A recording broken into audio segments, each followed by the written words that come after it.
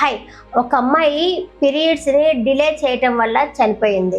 అసలేం జరిగిందంటే, ఆ అమ్మాయి ఇంట్లో పూజ ఉంది అన్న కారణంతో పీరియడ్స్ కొంచెం లేట్ అవ్వాలి అన్న ఉద్దేశంతో టాబ్లెట్లయితే మింగింది. ఆ టాబ్లెట్ మింగటం వల్ల తనకి డీవీటీ ప్రాబ్లమ్ వచ్చింది. ఫస్ట్ శరీరంలో మనకి రక్తం ఫ్లో అవ్వాలి కదా!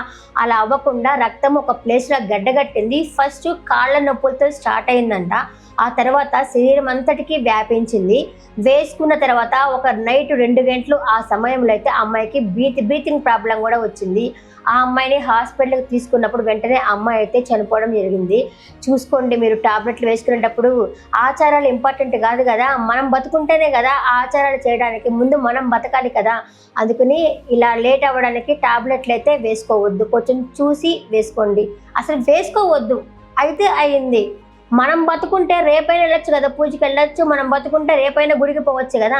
ఇప్పుడు మనమే లేకపోతే మన వల్ల ఎవరు పోతారు గుడికి?